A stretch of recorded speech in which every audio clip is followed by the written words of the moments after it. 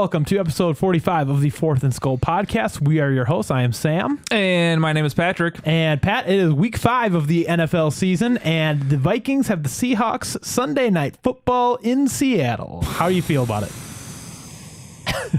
Not good. Not good. Doesn't Sam. look like you feel not too good. It does not. We're coming off a win. What are you talking about? The Texans, they're a playoff team? Sam, we almost lost. We didn't almost lose. We dominated most of the game. We did not dominate most of that game. Pat, we dominated most of that game. Didn't. Stop. No, I'm not doing this. Well, if you want to hear a full analysis on the Vikings-Texans game, you can listen to episode 44 of the Fourth and Skull podcast. But we're here to talk about Seattle this week. And Pat, we just got done, both of us, watching the film of the week 2 game, Seattle versus the Patriots. That was, what a game. Phenomenal game. That was a phenomenal game. I think that was, I think if you're asking us to talk about the best of what Seattle has to offer, that game is it. Yeah, it came down to the last 2 seconds of the game. Came down to the last 2 seconds of the game. First and goal or whatever it was, yeah. First and goal on the one. With Patriots had an opportunity to run it in. They were down by 5. It would have given them the game. It would have been a walk-off touchdown. And they decided to run the ball with Cam Newton for the third time. From the 1 yard line into the end zone. And it went flawless. To their credit, went flawlessly. I think the problem with that was, now that I'm looking back on it in my head, is that I think they gave it away with the fullback being where he was. Well, I think they gave it away by running the same play 3 times in a row. Not in a row, but like in the same on the situation. goal line. Yeah. I don't know. Yeah. So, but we're not here to talk about the Patriots. We're here to talk about the Seattle Seahawks. Have you heard of what's his name? It's like Smushel Wilson. Isn't he a baseball player? Smushel Bilson. I think the Rockies drafted him. Yeah. Pat, we're here to talk about football. We're not here to talk about baseball. No, we're talking about Russell Wilson. Russell Wilson. This is my favorite non-Viking quarterback. As we all know. Yeah. Everyone said he couldn't do it. You're 5'11", Russ. You can't do it. Out of Wisconsin. What a terrible place to play football. What a terrible place to play football. But no, he is, in my opinion, I'm putting Mahomes aside because he's still young. Okay. In my opinion, if we're looking at like careers where we are at the moment, right? Russell Wilson's got an extra Super Bowl. I believe he's at 2. Does he have 2 or does he have 1? Isn't he 2 out of 3? Or is he 1 for 2? No, he's 2 for 3. They beat Denver. The Broncos, and they beat the Patriots. Did they beat the Patriots? No, because they should have ran with Marshawn Lynch on the 1 yard line. So they're 1 for 2. They're 1 for 2. You know that we are the best in the business when it comes to knowing just knowing stats just off the top of our head. It's not like we both have computers right here. I honestly cringe when I listen back and we're like not sure what we're talking about.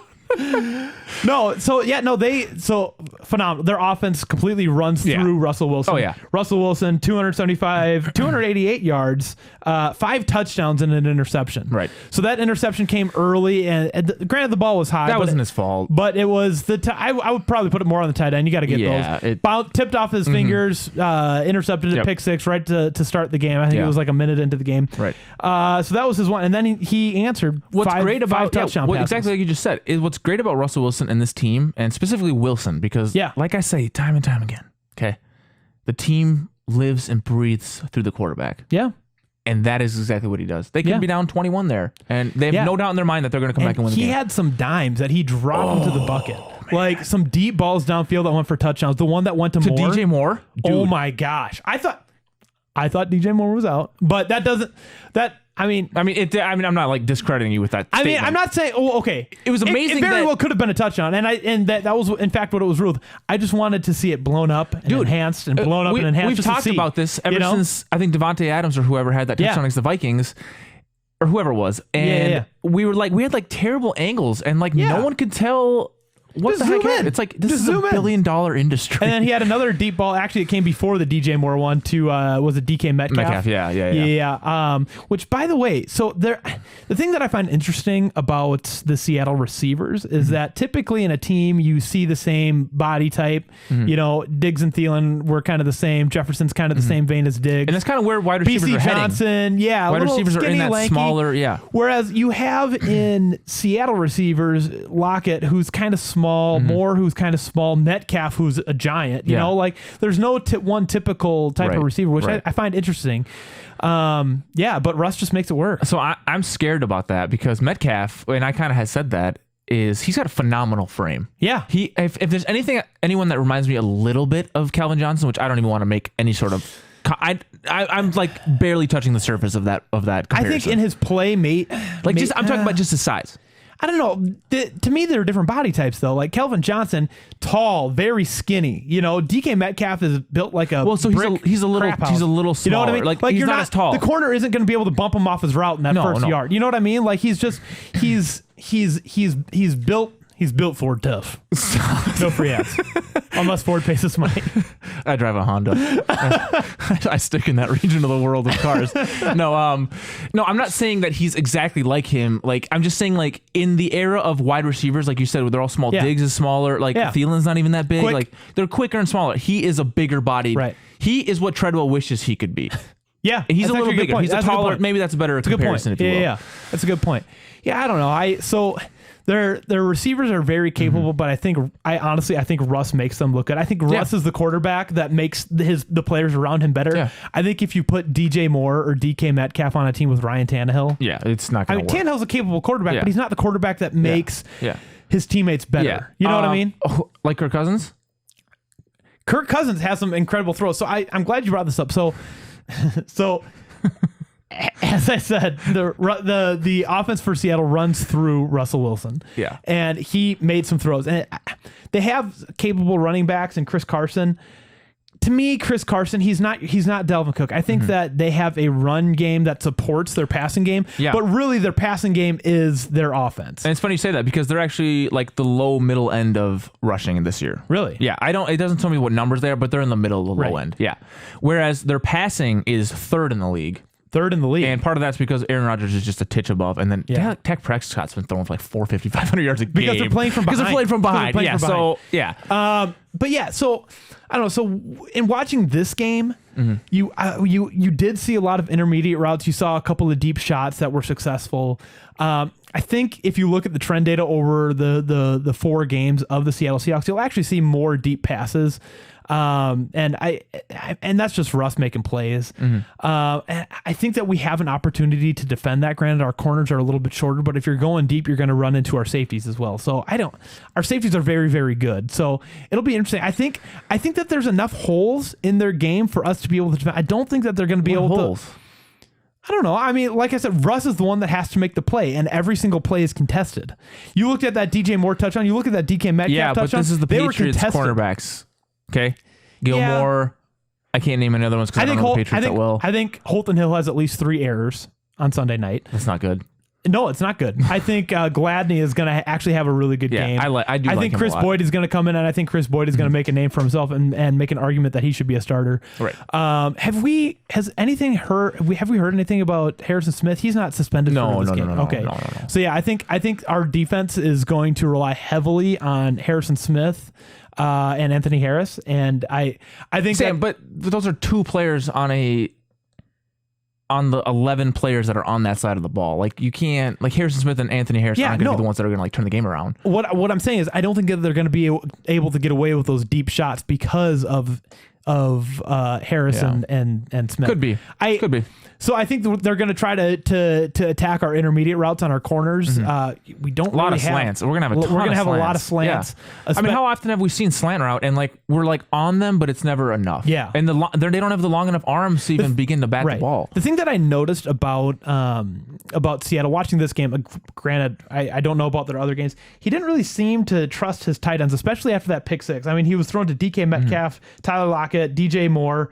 He was swinging the ball to Chris Carson, and then after that, like Carlos Hyde had 2 receptions, but Greg Olsen didn't have any. He was probably inactive. I forgot about Greg Olsen. Yeah, but he just doesn't seem to trust his tight ends. Yeah, I mean, so that might free up our linebackers a little bit. Could be, but I think too. Like, it could be a scheme thing. Like, it's a matchup. Like, maybe they need an extra. The other thing that I noticed about the Seattle offense is Russell Wilson is he's very slippery, but he's slippery because their offensive line was. They were giving some stuff up. Russell Wilson was sacked twice, but he was pressured on a lot of plays. And granted, you can flush him out of the pocket and he can make magic happen. But I'm just saying, like, I don't think that their offense is going to be able to just do whatever they want against the Minnesota Vikings defense. I just don't. You really don't. I don't. I think what is that? I think our weaknesses is in our cornerbacks. But if our pass rush can get there, sure. Russell, our pass rush just with Ngakoue. Well, Shamar Stephen, he spent a year with Seattle. He knows he played against them every day in practice. Yeah, but you can't rely on that. I don't know, Pat. I think boy, Sam, you're hurting yourself again. We're doing it. Listen, I am ready to get hurt again. I really hope we watch the game together. Listen, I mean, we played them last year, right? We lost in Seattle. We played like dog. And we almost snuck away with that game. Like, it was there. Close. You are talking about almost sneaking away with games. Oh, you and I have quite different perceptions of what sneaking away in close games really are.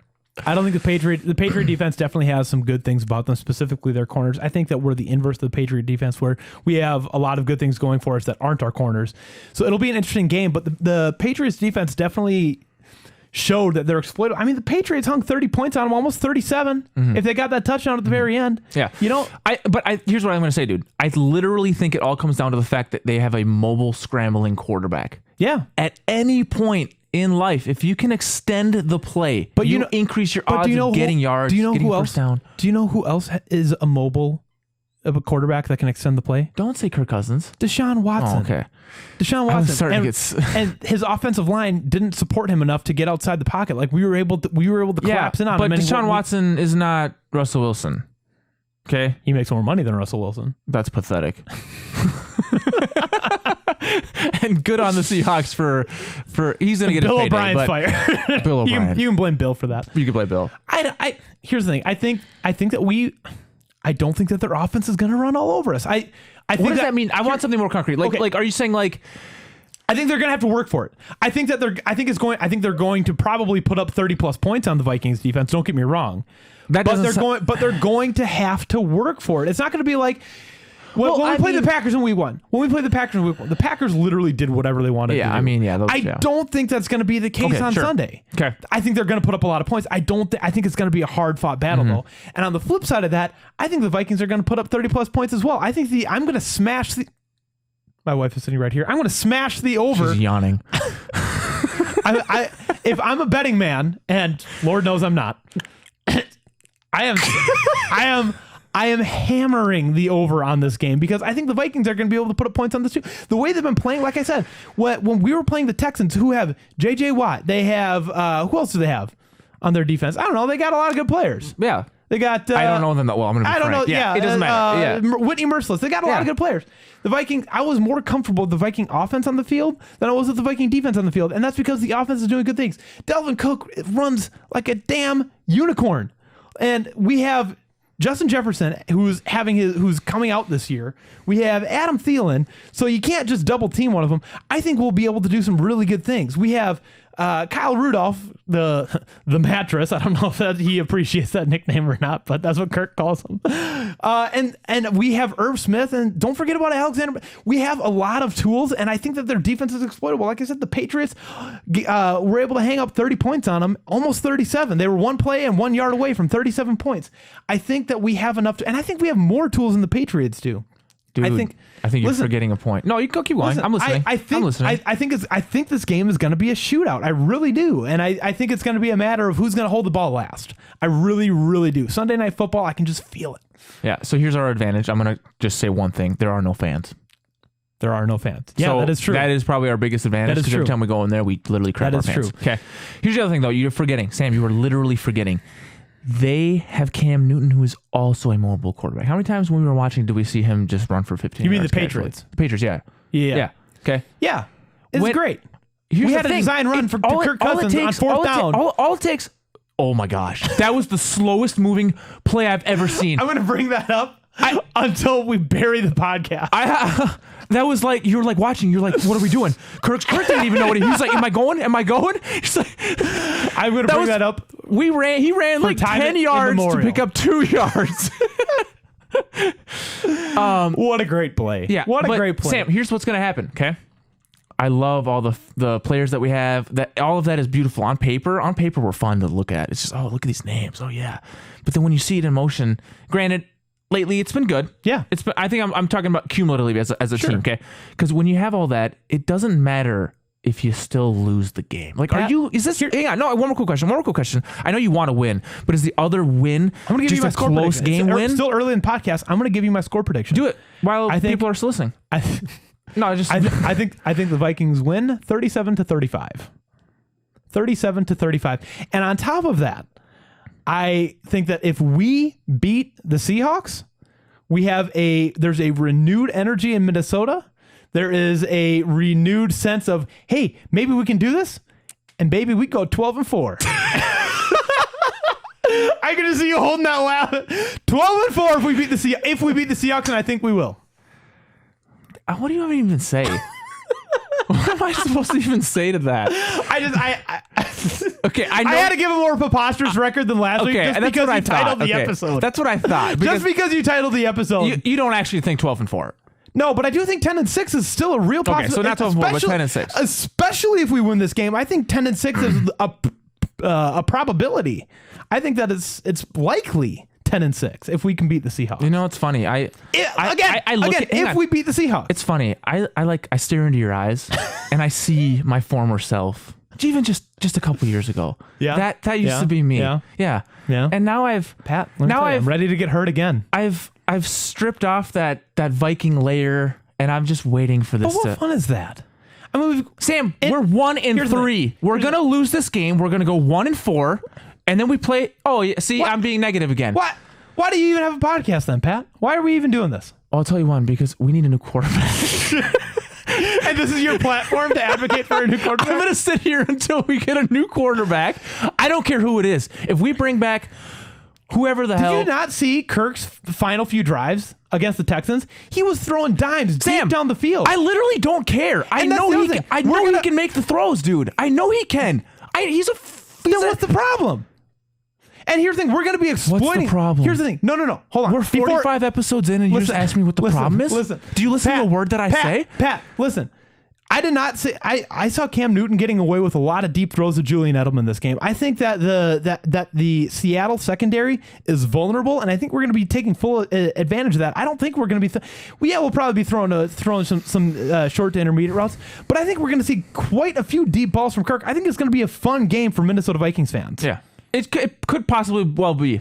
Okay, here's what I'm going to say. Okay. If we don't establish the run this game, which this feels like a game that the run gets stopped, okay, that play action goes out the door. Because Seattle just knows they. Because hang on, they lost I just thought of a stat. Okay, Mike Zimmer in his era here since 2014. Yep. This is the only NFC team that he has yet to beat. Yeah, and granted, every freaking game minus that playoff game where Blair Walsh went wide left, it's our white whale. Yeah. Now I don't know. No, Sam, I love the enthusiasm. Listen, they have Bobby Wagner, but they lost Jadeveon Clowney. So the edges, we'll be able to exploit the edge just like we were able to against the Texans. And they had J.J. Watt on the edge. I think it's hard for me to sit here and act like I know what's going to happen because I don't. I don't know. I think we will be able to set. I think Delvin gets 20 carries. I don't think that I don't think he's going to get as many as Mike Zimmer probably wants him to, because I think we're going to end up in a shootout to be honest situation. With you, I want something on this game. I want yeah. I just want something on it. Yeah, yeah. I don't want to have to root for us to lose. Listen, here's the thing.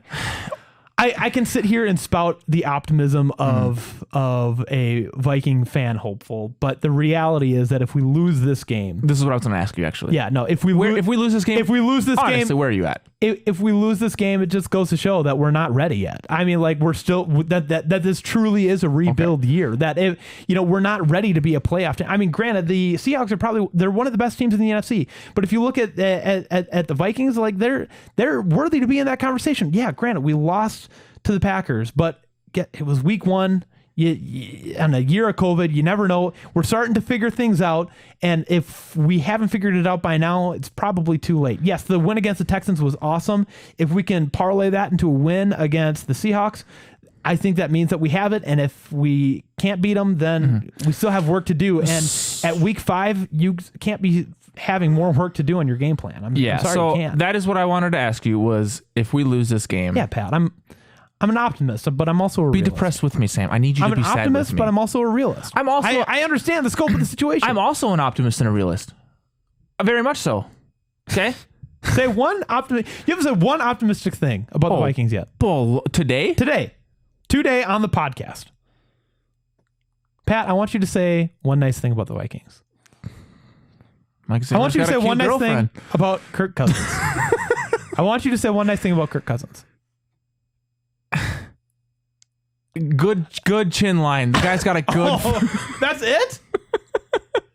Okay, dude. He's been throwing these deep balls just right where Justin Jefferson can get it, and not the defender. And all you can say is Sam. Nice I said that a couple episodes ago. I said he was dropping dimes. Like I said, he's a capable quarterback. He's a top. In my opinion, he's no longer top 10. No, he's probably top 10. Yeah, he's top 10. Okay, Sam. I just have a problem, dude. He doesn't have. Here's the thing. Why no one wants to play for this guy? Do you get that? Oh, do you understand that? Pat, I understand. I get it. But do I want Russell Wilson? Yeah, absolutely. I want Russell Wilson. But when are we going to have the opportunity? We're not, Sam. I just don't want to get. When are we going to have the opportunity? I just don't want to. I don't want to invest. Look, I've got no expectations for this game, and it feels really good. We ran the experiment with Travaris Jackson, and look how that. You're not going to do that, are you? Well, I'm just saying. You're going to do that. We ran the experiment. Didn't that guy? We drafted him to be the starter. I forget what round we drafted him. Then he ended up beating up his wife, and then. I think he pulled the. John said that. Well, this is what you guys talked about. Was that? I couldn't remember if that was you and I. No, that was you and John. That was John and I. That was you and John. Yeah, he died. Yeah, rest in peace. But what I'm saying is like we tried the experiment, and what I'm saying is like a lot of people try it and it doesn't work out. A lot of people trying to Russell. Sometimes you get a Russell Wilson, great. Patrick Mahomes, yeah, he can keep the play alive, but he's not like Russell Wilson in that he'll. Sam, I'm ready to try it again. Oh, all right. Okay. Is Trevor Lawrence the guy? Or is he just another Daniel Jones? There's no way we're going to be. Look, the Giants, the Falcons. The Giants aren't going to draft a quarterback. They can't. Can they? Falcons might draft a quarterback. I don't know, but who's the team that drafted? Arizona drafted Josh Rosen and then took Kyler Murray. And look at them. That's true. Poor Josh Rosen. That poor guy. I mean, he's sitting behind Tom Brady. Is he? I'm pretty sure he's on the Bucs. Yeah. All right, so now he's getting the development he needs, but poor guy.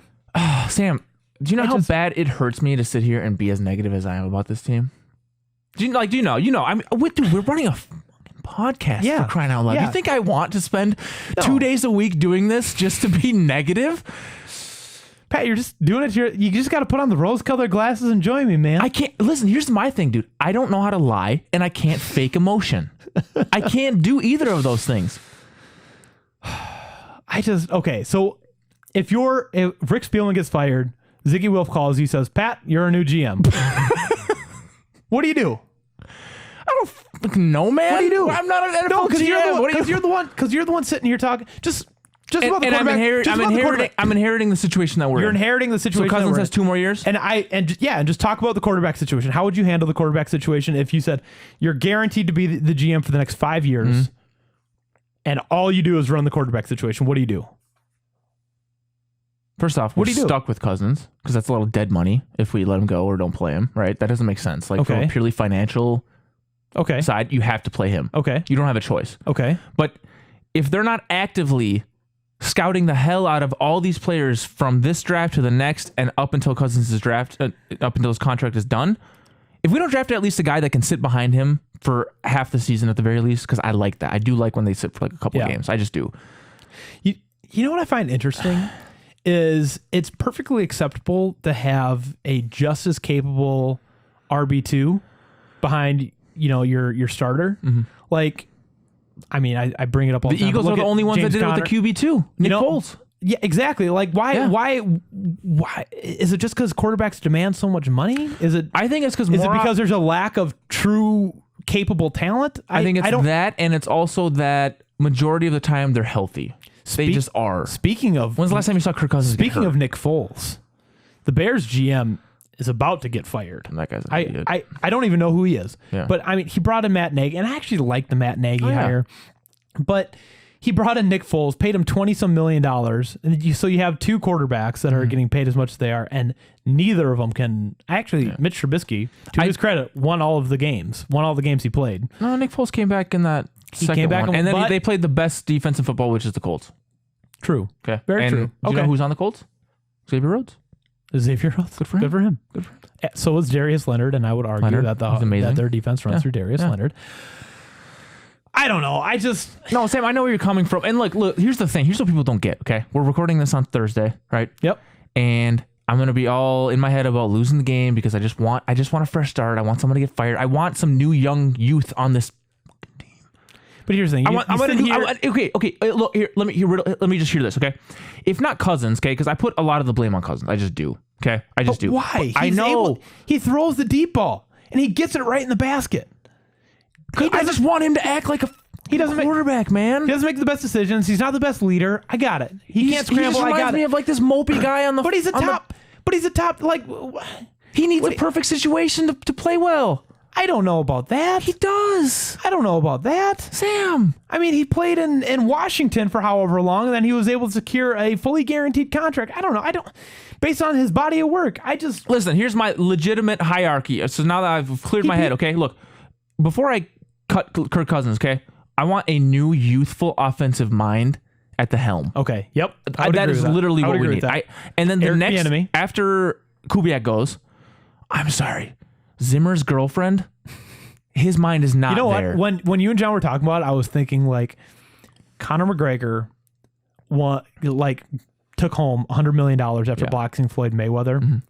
Hasn't done anything. He had a couple of fights. Why would lost them? But it's like the drive is gone. Like the need is gone. Like Are you comparing winning a Super Bowl to having a super hot Instagram model girlfriend at the age of 64? Yeah, what I'm saying accomplishing is all you needed in life. What else do you need in life? You have your millions. You have your hot girlfriend. Your like wife the is drive just is gone. right there. Like,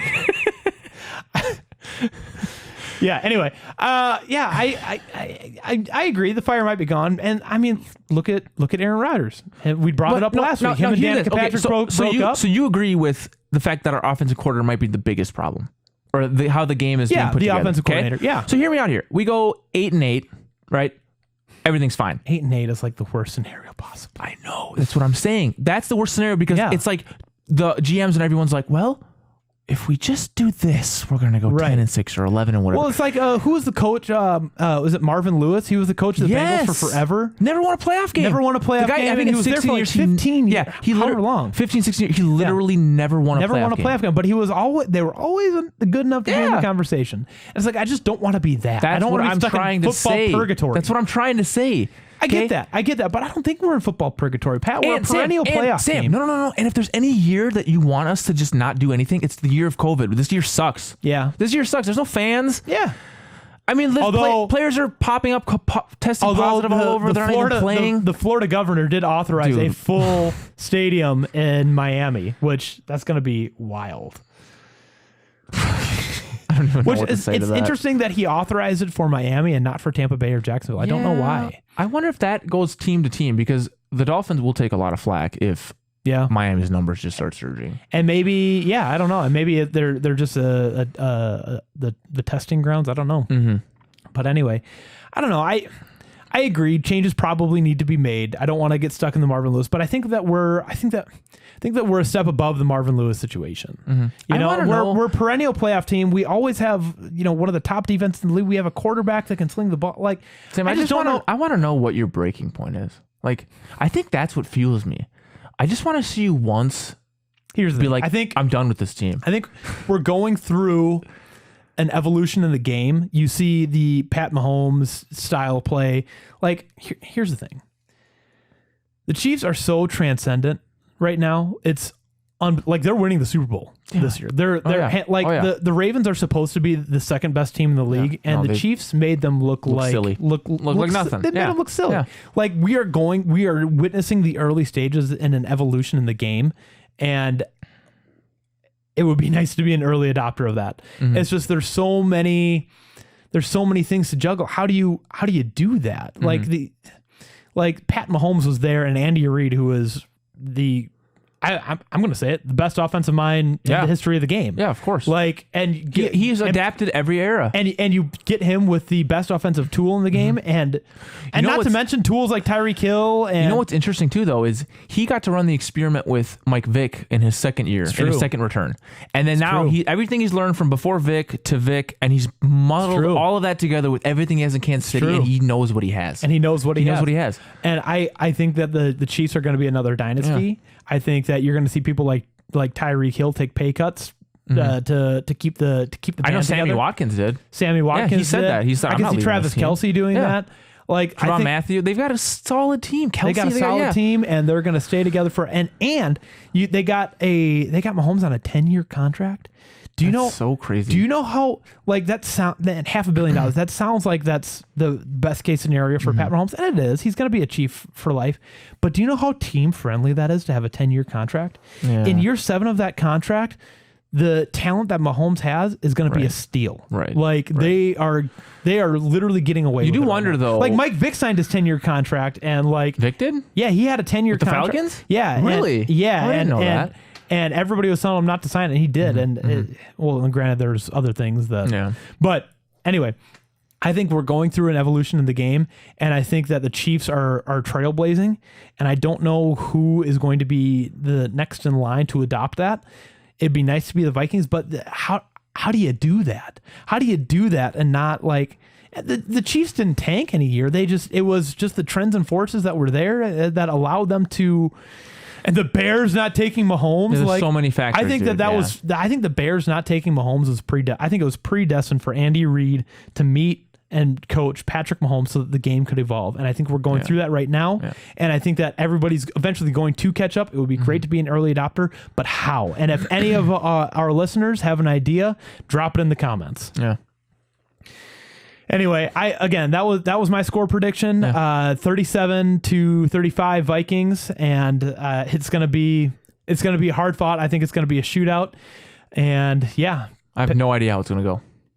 Not a clue. I never know. Well, join us next time. We'll be reviewing the game and what's hopefully a Vikings win. And I just want to put out as a reminder that our listeners can listen to us on Spotify, YouTube, Facebook, wherever you listen to podcasts. Yep. We're all over it. So until then, let's go Vikings.